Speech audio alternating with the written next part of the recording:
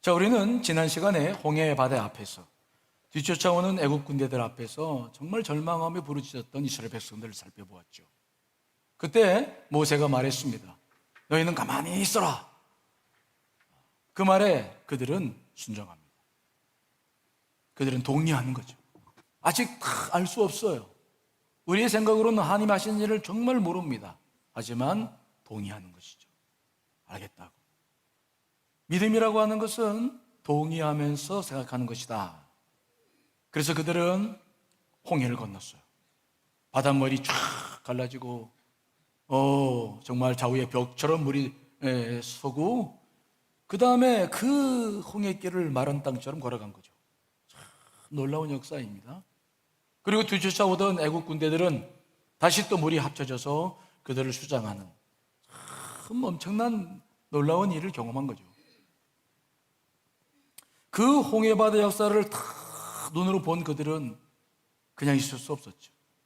그래서 15장 1절부터 쭉 보면은 모세와 그의 누이 미리암이 막 소고를 들고 찬양을 하니까 온 백성들이, 여성들이 막 소고를 같이 들고 찬양합니다. 왜 찬양하지 않을 수 있겠어요? 이 하나님을 우리가 몰랐노라 고백하면서 찬양하는 모습. 자, 오늘 15장 8절 12절 한번 읽어보겠습니다. 시작. 주님의 콧김으로 물이 쌓이고 파도는 언덕처럼 일어서며 깊은 물은 바다 한가운데서 엉깁니다. 원수는 말하기를 내가 그들을 뒤쫓아 따라잡고 약탈물을 나누며 나의 욕망을 채우겠다. 내가 칼을 뽑아 그들을 멸망시키겠다 합니다.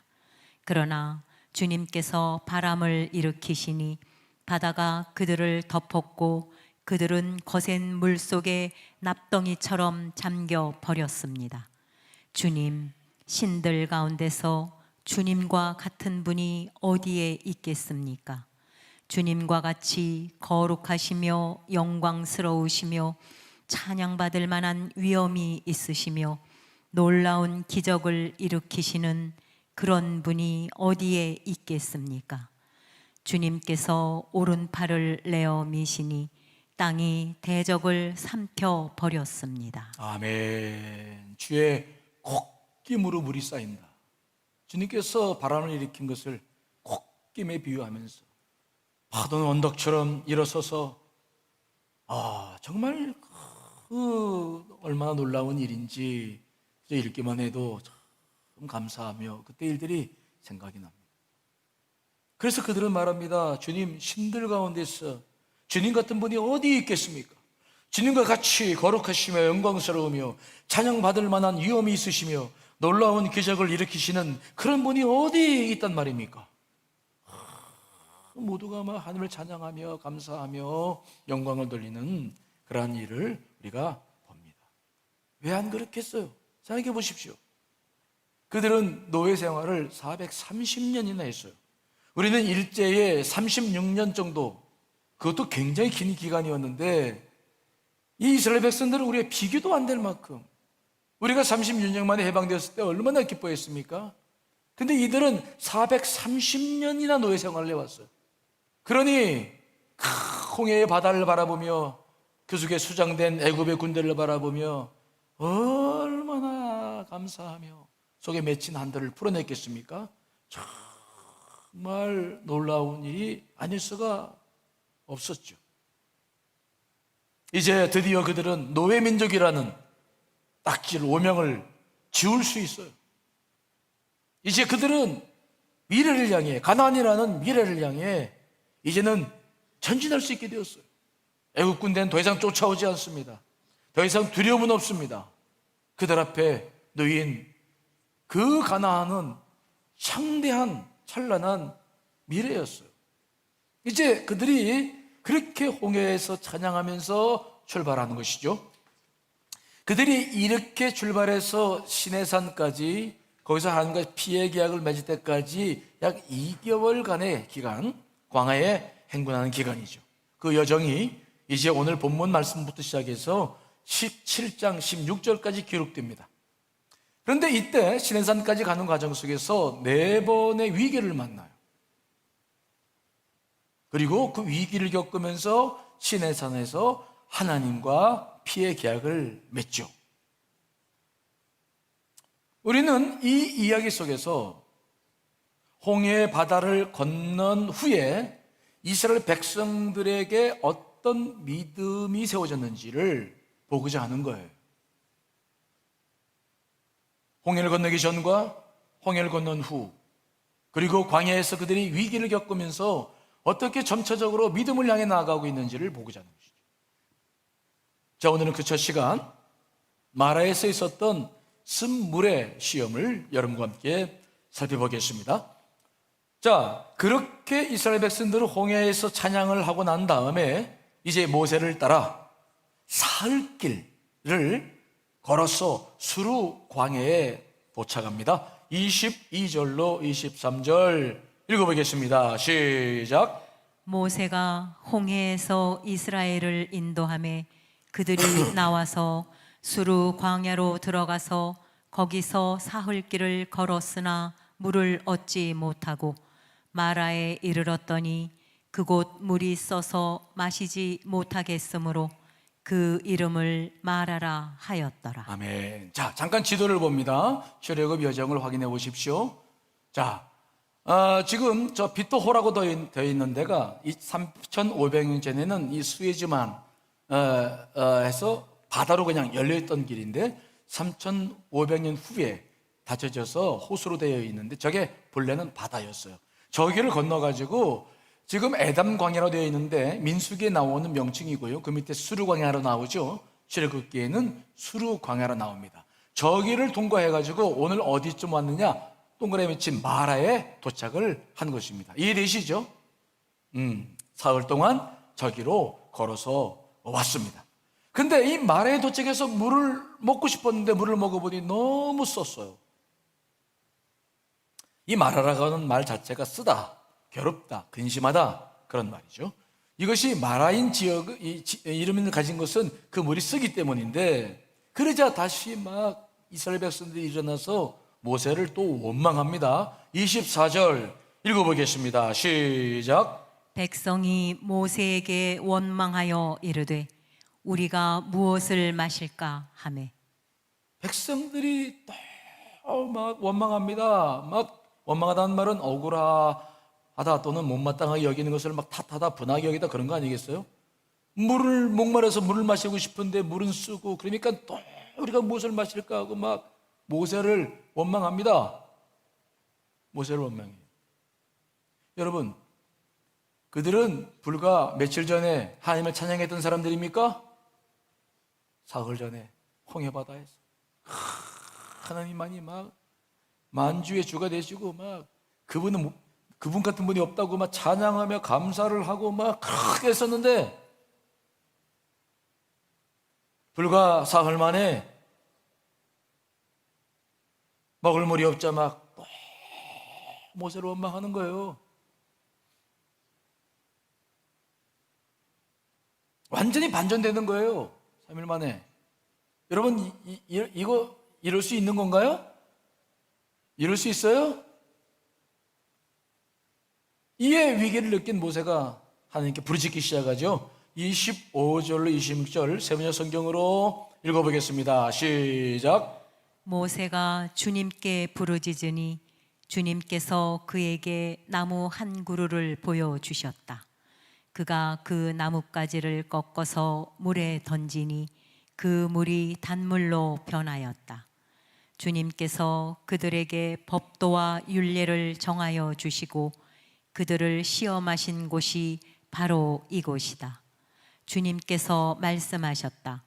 너희가 주 너희 하나님인 나의 말을 잘 듣고 내가 보기에 옳은 일을 하며 나의 명령에 순종하고 나의 규례를 모두 지키면 내가 이집트 사람에게 내린 어떤 질병도 너희에게는 내리지 않을 것이다.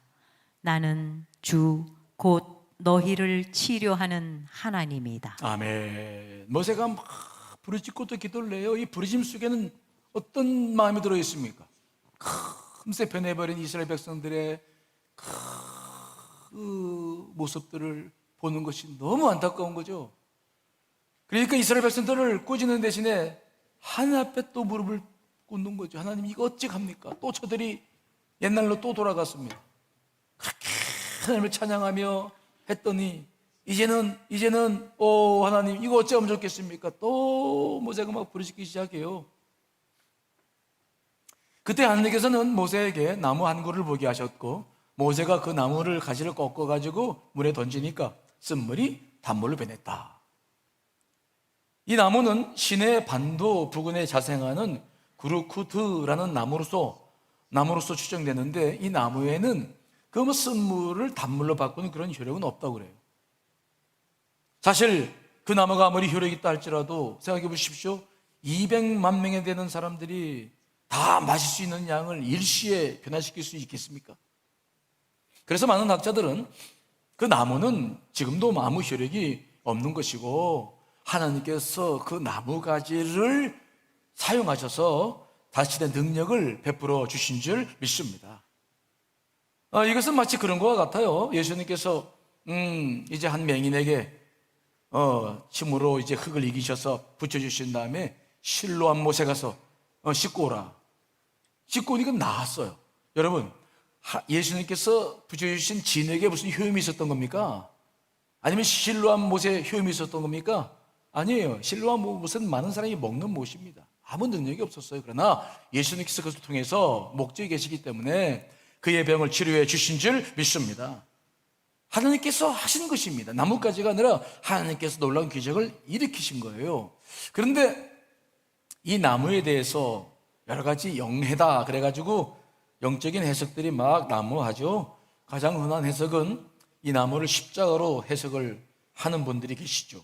예수님께서 나무 십자가로 지셨기 때문에, 우리를 변화시켰기 때문에 그렇다 그러면서 막 무리하게 복음을 강조하는데, 복음을 강조하는 건 너무 좋은데 무리한 해석하는 것은 어렵죠. 또 유대인들은 이 나무를 율법으로 해석을 해요. 율법이 들어가야 된다, 모든 걸 이렇게 해석하는데 사실 다 부질없어요. 왜냐하면 오늘 본문에 보면 이 시련을 왜 주셨는지, 왜 이 일을 겪게 하셨는지 그 이유가 분명하게 나오고 있잖아요. 25절에 보니까 뭐라고 기록하고 있습니까? 그들을 시험하신 곳이 바로 이곳이다. 우리가 좀 아까 본 세번역 성경에 나와 있는 곳이죠. 이곳에서 시험하셨다. 쉽게 말하면 이렇게 하신 모든 것들은 시험을 하기 위한 겁니다. 다른 게 아무것도 없어요. 자, 그렇다고 한다면 왜 하나님께서는 홍해를 건넌 이스라엘 백성들을 시험하셨을까요? 왜 그들을 마라까지 인도하셨을까요?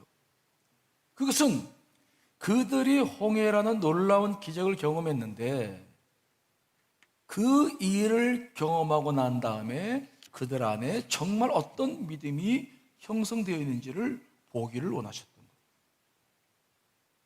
이 시험이라고 한 말은 낯사라는 단어를 쓰고 있는데, 어떤 사람이나 물건의 질과 수준을 어떤 실험을 통해서 알아보는 거예요.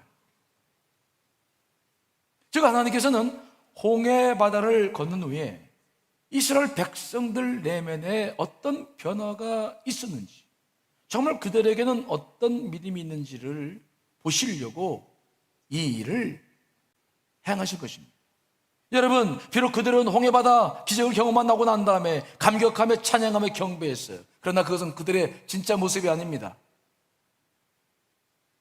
그것은 구원의 감격을 표현한 것이지 진짜 그들의 변화를 통해서 나온 것은 아니에요. 누구나 그러한 기적을 경험하면 다 감사하며 찬양합니다. 여러분, 그렇죠? 그러나 문제는 무엇입니까? 진짜 믿음은 그 거품 같은 감정이 다 사라진 다음에 우리 내면 안에 무엇이 남아있느냐가 중요한 거죠. 감정은 구름과 같은 거죠. 바람과 같은 거죠. 다 사라지고 난 다음에 정말 내 안에 무엇이 있느냐? 하나님은 그것을 보기를 원하셨던 것이죠. 이스라엘 백성들이 홍해를 건넌 후에 하나님을 찬양했던 곳은 모세의 샘이라는 곳이었어요. 거기서 마라까지는 53km 정도 거리가 되는데, 그런데 그렇게 멀지 않잖아요. 우리가 보통 걸어 나갈 때 하루에 우리가 얼마 정도 겁니까? 시간당 우리가 보통 1마일, 시간당 한 3, 4km를 걷는데, 이렇게 따져보면 굉장히 오랜 시간을 쓴 것입니다. 그렇다고 한다면은 이것은 무엇을 의미하느냐? 그만큼 그 광야길이 힘들었다는 거죠. 왜요? 그들은 배낭 메고 우리처럼 등산하는 것이 아니었어요. 노인들과 여자들과 어린아이들을 다 거느려야 됐습니다. 또 많은 가축을 거느리고 거칠고 험한 광야길을 걸어야 했어요. 물도 없이 정말 힘들고 어려웠어요. 이렇게 한 사나흘 정도 쭉 시간을 쏟아보니까 이제는 홍해에서의 경험했던 그 놀라운 감정과 감동이 살아있을까요? 사라졌을까요? 다 사라져. 이제는 막 너무 힘들고 어려운 것들만 막 다시 찾아오는 거예요. 하나님께서 사람을 시험하시는 첫 번째 목적은 시련을 통해서 그 사람 안에 숨겨져 있는, 내면에 숨겨져 있는 그 바닥을 드러내기 위한 것이 가장 큰 목적이에요. 사람 마음속에는 은혜 아니면 부패함이 들어있어요. 그런데 은혜와 이 부패함은 마음속 깊은 곳에 자리 잡고 있다가 은혜가 만일 은혜를 받게 되면 그 은혜가 나를 다 장악합니다. 그땐 마치 내가 은혜를 받아서 정말 완벽한 신앙인처럼 느껴지죠. 그러나 그 은혜가 가시면 나도 모르게 내 부패함이 다시 올라오죠. 홍해의 기적을 경험한 그 순간에 그들은 정말로 자신들을 하나님을 경배하며 섬기며 완전히 변한 하나님의 백성이 된 줄로 그들은 알았을 거예요. 자신이야말로 정말 하나님께 찾던 신실한 백성이 되었다고 모세도 기뻐하면서 이제 다 됐다 생각했을지 모르죠.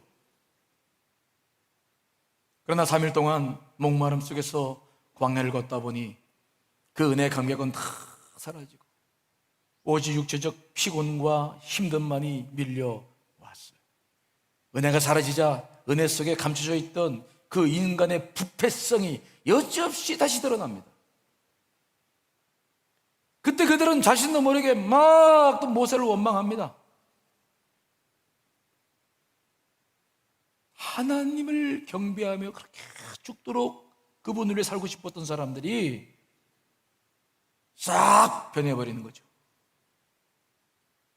여러분, 우리에게도 이런 모습이 있나요? 있어요? 우리에게도 이런 모습이 있어. 은혜 받을 때는 막 하나님 없이는 못 살 것 같아. 모든 걸 다 드려서 살고 싶죠. 거룩하고 신실한 성도였어요. 그러나 시험이 시작되자 어느새 무너지는 나를 보죠. 은혜 속에 감춰져 있던 옛사람의 본성이 다시 일어나면서 갑자기 죄인의 모습으로 살고 있는 나를 만나게 됩니다. 계속 반복되는 생활이에요.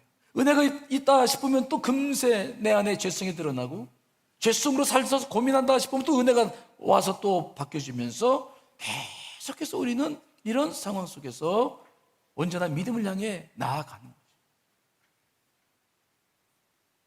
하나님은 우리로 하여금 그래서 정말 내가 어떤 존재인지 내 영혼의 바닥까지 살필 수 있도록 가끔 시험이라는 도구를 사용하십니다. 우리는 그때 내 영혼의 저 밑바닥에서 내가 누군지를 확인하죠. 그러나 자신할 필요 없습니다. 이것이 나란 사실을 다시 알았을 때 우리는 또 그분을 향해 이제는 감정이 아니라 이 말씀과 기도를 통해서 나아갈 수 있는 능력을 통해서 우리의 믿음이 견고하게 서가는 것이죠.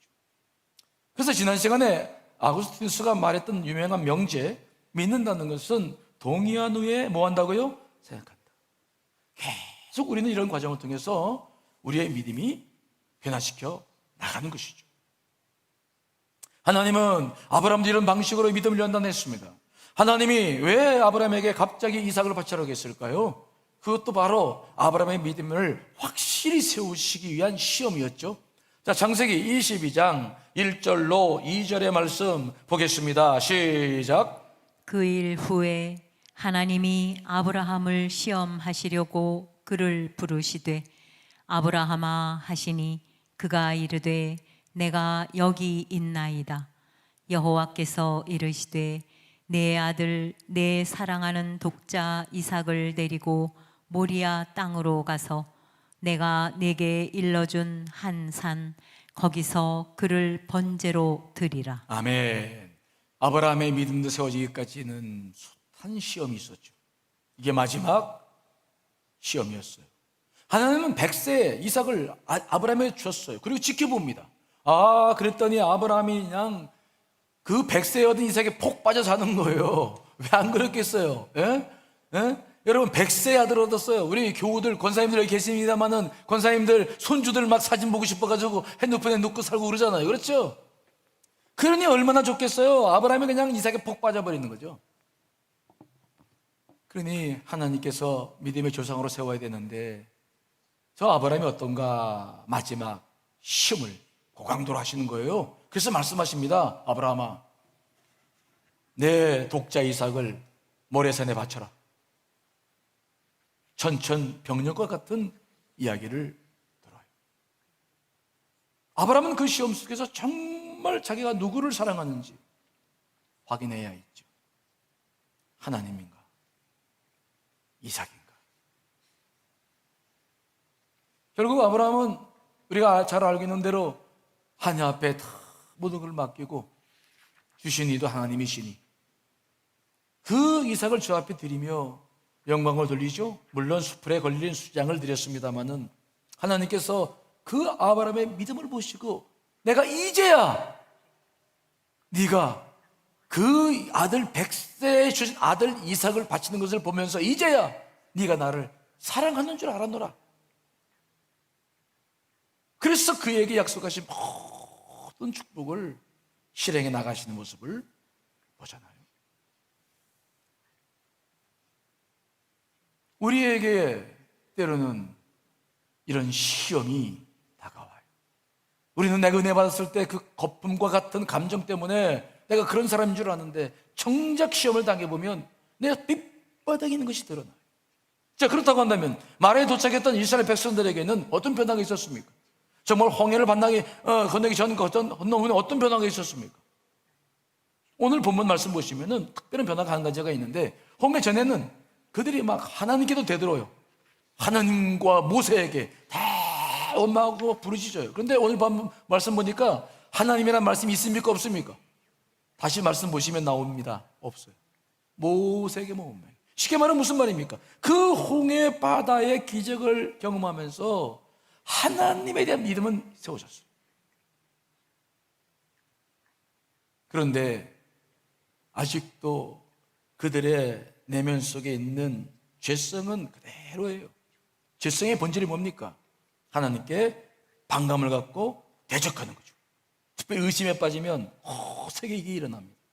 그러나 은혜를 경험한 그들은, 하나님을 경험한 그들은 이제 드러내놓고는 못해요.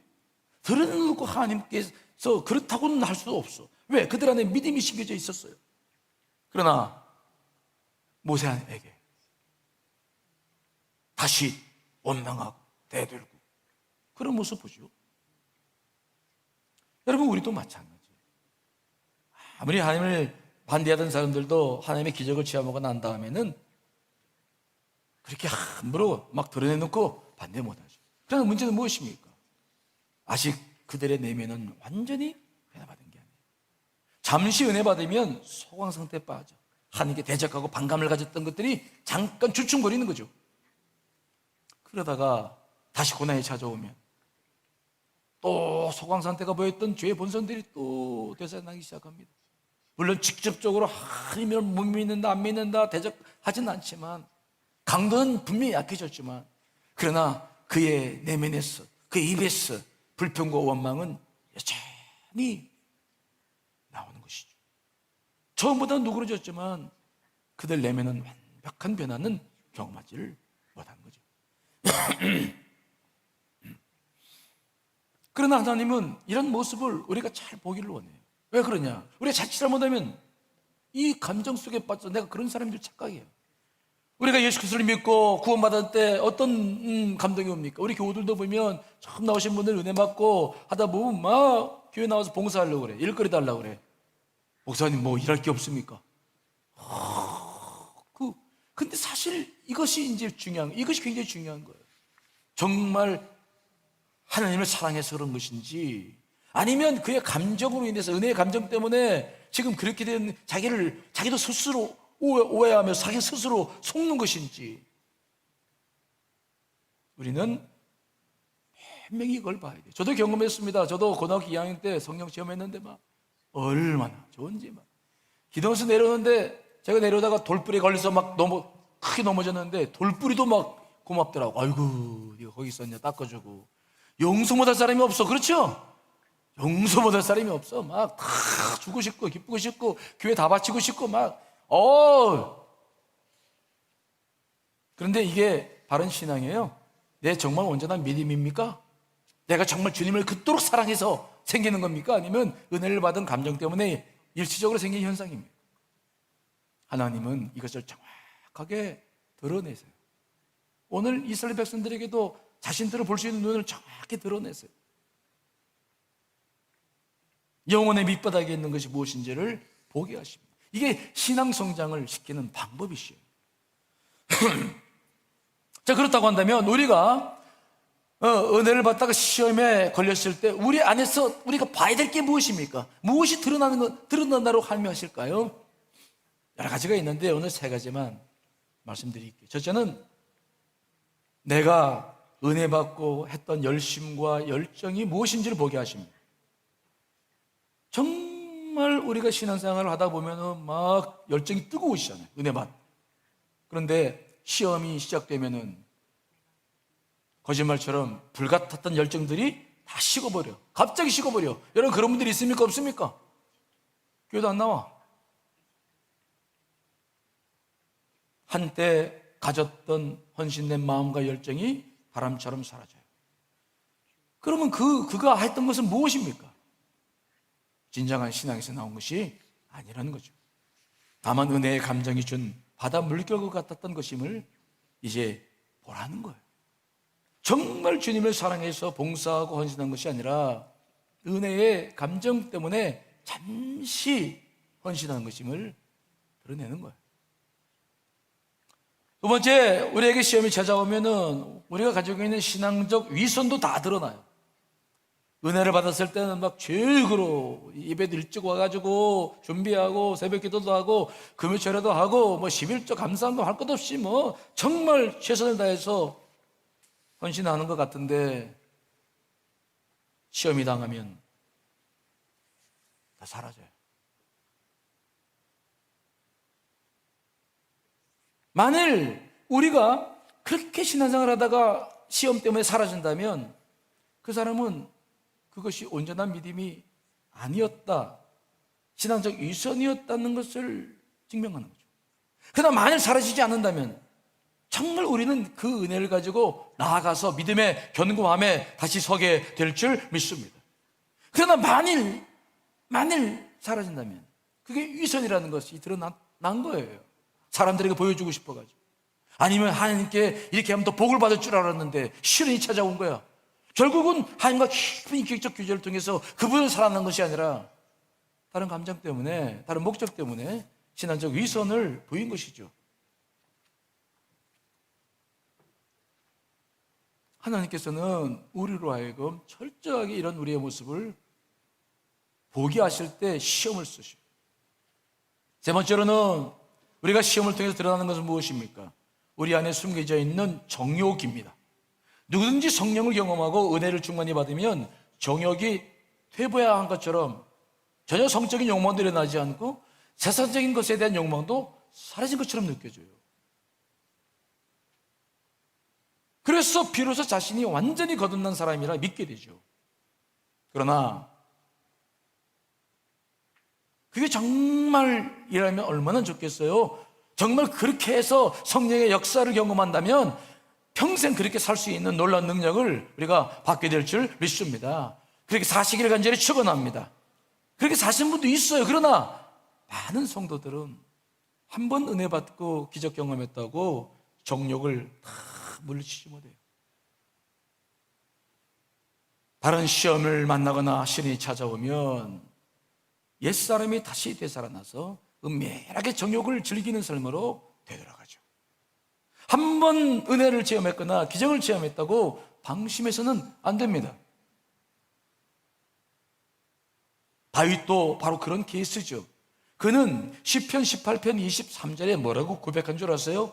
나는 하나님 앞에 완전하여 나의 죄악에서 스스로 자신을 지켰다. 함께 완전하고 난 죄악을 지켰다라고 고백한 사람이었어요. 그러나 어느 날 그가 늦게까지 잠을 자고 오후에 일어나가지고 옥상을 거기다가 누구를 보는 겁니까? 목욕하는 밧세바를 바라보고 그를 데려다가 은밀한 정욕을 즐겨요. 한때 죄악을 완전히 이겼다고 섰던 사람인데 그는 또 완전한 추락을 하죠. 여러분, 이 정욕이라고 하는 것은 하나님의 말씀도 자기 양심도 무력화시킬 수 있는 강한 힘이에요. 정욕이 다시 살아나면 우리 마음을 다 지배합니다. 정욕은 이성을 속이고 때로는 감정까지 혼란하게 만들어서 경건의 의지도 굴복시킵니다. 정말로 정욕만큼 무서운 것이 없어요. 다윗은 밧세바를 만나기 전에는 진짜 자신이 어떤 존재인지 몰랐어요. 정욕까지도 다 이길 수 있었다고 생각했을지 모르죠. 하지만 밧세바를 만나면서 그 밑바닥에 있는 것이 다 드러나요. 밧세바를 위해서 그 충직했던 우리아를 전방에 보내 화살에 맞아 죽게 할 만큼 악한 존재였다는 사실들을 다윗은 그때서야 깨닫죠. 하나님은 그래서 다 드러내십니다.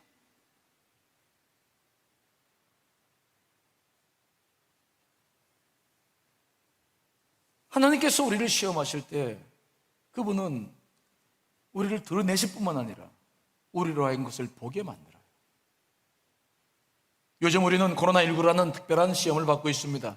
우리는 교회에 오지도 못한 채 각자 집에서 예배를 드리고 있죠. 때문에 내가 예배를 드리면서 교인들에게 보이기 위한 신앙도 필요 없고 보이기 위해서 예배 생활할 필요도 없습니다. 그렇죠? 오직 하나님과 나 사이의 관계만 지금 있는 것인데, 그러니까 어찌 보면 지금 이 시련의 시기가 나와 하나님과 관계가 어떤 것인지를 정확하게 볼 수 있는 시기인 줄 분명히 믿습니다. 여러분들은 지금 어떻게 예배를 드리시나요? 가정에서 어떤 모습입니까?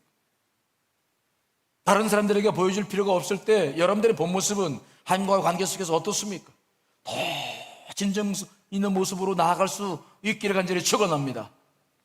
정말 진실하게 나아갈 수 있는 기회죠. 그러나 만일 그렇지 못하다고 한다면 아마 흐트러져서 예배를 드리고 교회 와서 예배 생활하는 것과는 너무 딴판의 모습을 보인다고 한다면 우리는 지금 내 신앙이 어떤 상태인지를 한번 점검해 볼 필요는 있어요. 하나님께서 우리를 시험하시는 일차적인 목적은 정말 우리 내면 속에 있는 것이 무엇인가를 보게 하십니다. 속지 않게 하시죠. 한번 받은 은혜로 우리의 믿음이 완전히 세워지지 않아요? 여러분, 우리 이 과정을 거쳐 나가서 우리의 믿음이 생겨난다는 것을 믿고 여러분 이 시간도 다시 일어서서 온전한 믿음으로 나아가야 될 줄 분명히 믿습니다. 자, 그렇다면 두 번째, 하나님께서 시험을 통해서 하시는 일은 무엇일까? 오늘 본문을 통해서 발견되는 것은 두 번째가 있는데 그것은 무엇이냐면 자신을 드러내시는 거예요. 그래서 자신을 드러내기 위해서 두 가지 방법을 쓰시는데 어떤 방법을 쓰시죠? 첫째는 은혜를 억제하셔요. 우리 하나님은 긍휼이 많으시고 자비하시고 노하기를 더디하시는 분이시고 사랑을 베푸시길 좋아하시는 분이십니다. 그런데 우리를 시험하실 때는 은혜를 자기 스스로 딱 억제하세요. 제한하세요. 오늘 본문에 그 말씀이 있죠. 자, 22절로 23절 읽어보겠습니다. 시작. 모세가 홍해에서 이스라엘을 인도하매 그들이 나와서 수르 광야로 들어가서 거기서 사흘 길을 걸었으나 물을 얻지 못하고 마라에 이르렀더니 그곳 물이 써서 마시지 못하겠으므로 그 이름을 마라라 하였더라. 하나님께서 왜 이스라엘 백성들로 하여금 사흘 동안이나 물도 없이 수르 광야를 걷게 하셨을까요? 여러분, 그때 그들의 행진은 정말 등산하는 것과 같은 것이 아니었습니다. 정말 많은 가족을 데리고 가축들과 함께 무거운 살림살이를 가지고 더군다나 200만 명에 되는 민족들이었어요.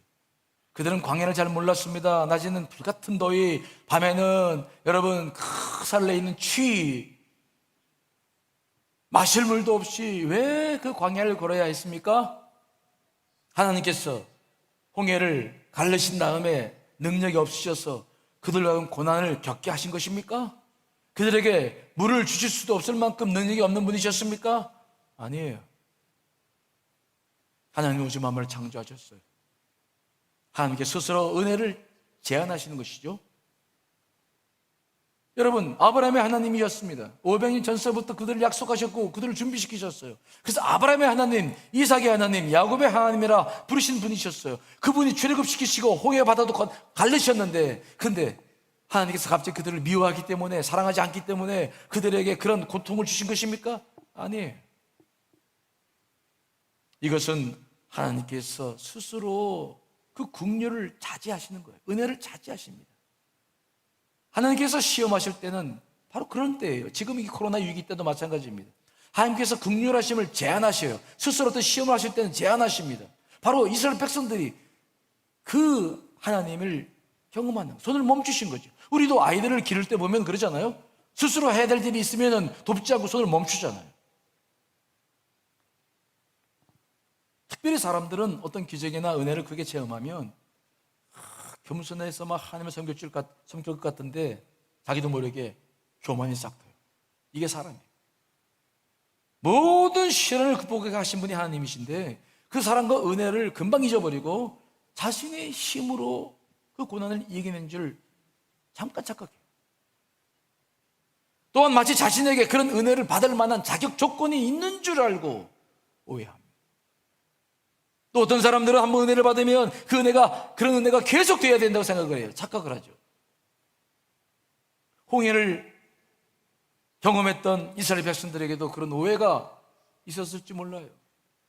우리가 이 홍해를 걷는 것은 아브라함의 때부터 약속하셨던 하나님의 그 약속을 이루신 거 아니냐? 우리가 선민이기 때문에 이런 거 아니냐? 혹시 그들에게 그런 교만이 있었을지 모르죠. 그러나 하나님의 은혜가 끝쳤어요. 하나님께서는 그들에게 비도 내려주지 않고 아침에 이슬도 충분히 주지 않으셨습니다. 그들은 목마름 속에서 사흘 동안이나 그 길을 걸었어요. 장년들은 나름대로 고통을 견딘다 할지라도 노인들이나 어린 자녀들이나 환자들은 참으로 고통스러운 일이었을 것입니다. 그리고 그들과 동반하는 가족들은 더 큰 고난이었을 것입니다. 더더구나 그 목마름 속에서 말에 도착을 해서 물을 마셔봤는데 글쎄 물조차 썼으니 얼마나 절망하고 낙심했겠습니까? 근데 그때 하나님께서 다시 일을 하시는 거예요. 자, 25절로 26절을 다시 한번 읽어보겠습니다. 시작. 모세가 주님께 부르짖으니 주님께서 그에게 나무 한 그루를 보여주셨다. 그가 그 나뭇가지를 꺾어서 물에 던지니 그 물이 단물로 변하였다. 주님께서 그들에게 법도와 율례를 정하여 주시고 그들을 시험하신 곳이 바로 이곳이다. 주님께서 말씀하셨다. 너희가 주 너희 하나님인 나의 말을 잘 듣고 내가 보기에 옳은 일을 하며 나의 명령에 순종하고 나의 규례를 모두 지키면 내가 이집트 사람에게 내린 어떤 질병도 너희에게는 내리지 않을 것이다.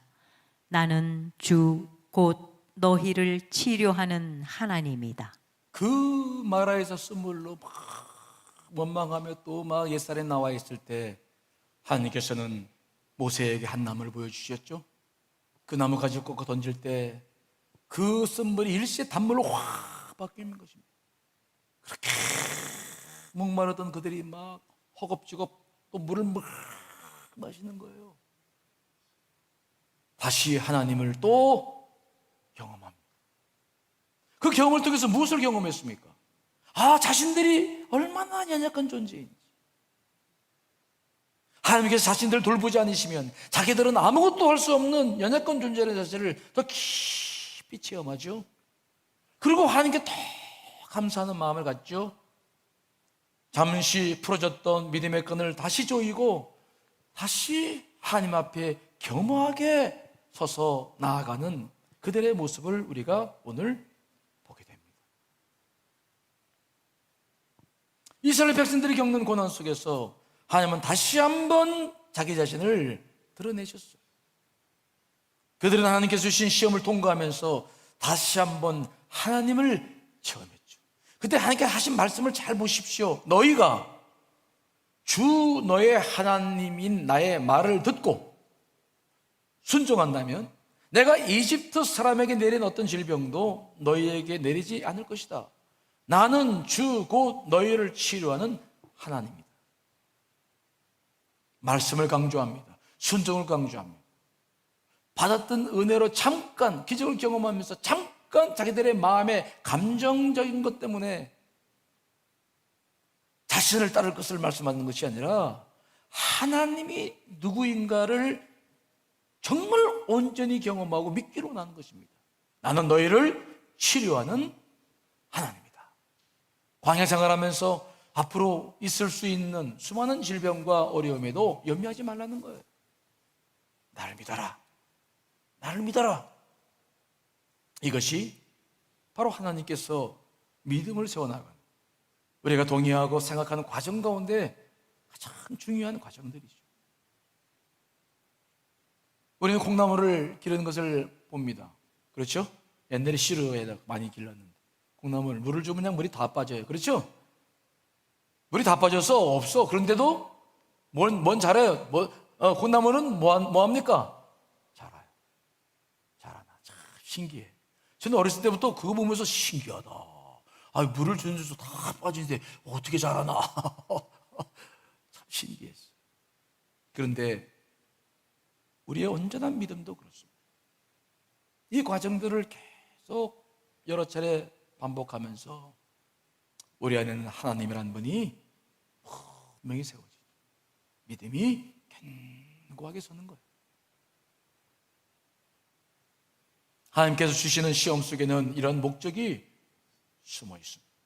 만일 우리가 이 코로나19를 하나님의 시험으로 이해한다면 지금 이 속에도 하나님께서 하시고 싶은 일들이 있다는 것을 우리는 바라봐야 될 줄 믿습니다. 무엇을 하십니까? 그분은 우리의 개인적으로도 믿음을 무엇인지, 내가 어떤 사람인지, 실체가 어떤 사람인지를 지금 드러내시죠. 정말 내가 누군가? 또 교회도 드러내십니다. 정말 교회가 어떤 본질을 가지고 있어야 되나? 교세를 자랑하고 건물을 자랑하고 불필요한 것들 속에 가지고 있었던 교회들이 정말 무엇이 중요한 것인가를 깨닫게 돼요. 여러분, 지금 우리는 그 시험을 하루하루 겪고 있어요. 그러므로 만일 우리가 내가 요즘 내 신앙의 모습이 바닥이 드러난다, 내 영혼의 밑바닥 속에 있는 것들을 요즘 경험한다고 한다면 절망하지 마시고 다시 온전한 말씀과 기도로 일어서시기를 간절히 축원합니다. 그것을 원하시는 거예요.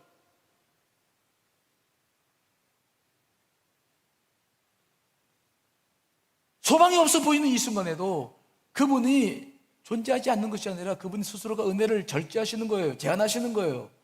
하지만 이 시간이 지나고 나면 엄청난 은혜를 우리에게 쏟아 부어 주실 줄 믿습니다. 그러므로 우리는 정말 이때 내가 누군지를 면밀히 들여다보고 회개할 건 회개하고 정리할 건 정리하고 우리의 믿음을 말씀 위에 온전히 세우는 기회가 되어야 될 줄 믿습니다. 교회도 마찬가지죠. 정말 무엇인가? 교회가 해야 할 일이 무엇인가? 우리도 분명히 교회 본질을 붙잡고 불필요한 것들을 정리해 나가며 하나님의 뜻에 맞는 교회로 이루어 나가야 될 줄 믿습니다. 이 코로나19를 통해서 그러므로 우리는 오히려 잃는 것도 많지만 그러나 얻는 것이 더 많다고 생각을 해요. 부정적인 것만 보지 마십시오. 지금 하나님께서 하시는 일을 잘 보신다면 우리는 이 시련도 감사함으로 받아들일 수가 있지 않을까요?